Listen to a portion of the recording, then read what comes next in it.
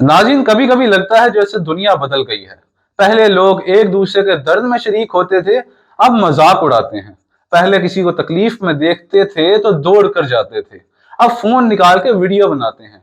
किसी के गिरते हुए कदम, किसी के रोते हुए चेहरे, किसी के टूटते हुए ख्वाब अब कंटेंट बन गए हैं।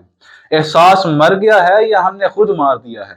इंसान वो होता है जो दूसरे को देखकर महसूस करे, मगर हमने तो अपनी रूहों के दरवाजे बंद कर दिए हैं। किसी का चेहरा गमगीन देखकर हमारे दिल में दर्द उठता था, मगर अब क्यूरियोसिटी उठती है कि क्या सीन हुआ। किसी की इज्जत लुटती है तो लोग हैशटैग बना देते हैं, कोई इंसाफ नहीं मांगता। किसी के घर से जनाजा उठता है तो लोग कंडोलेंस लिख के स्क्रोल कर देते हैं। पहले लोग इंसानियत के लिए जिंदा रहते थे, अब फॉलोअर्स के लिए जिंदा रहते हैं। पहले आंसू देख के हाथ बढ़ता था, अब व्यूज बढ़ते हैं। शायद हम इतने मॉडर्न हो गए हैं कि दिल का एहसास ऑब्सोलेट लगता है।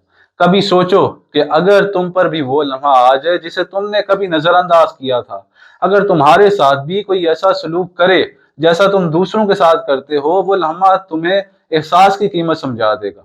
एहसास कमजोरी नहीं, इंसानियत की अलामत है। अगर आज हमने उसे जिंदा ना रखा तो एक दिन ये दुनिया इंसानों से नहीं, बेहिस जिस्मों से भरी होगी।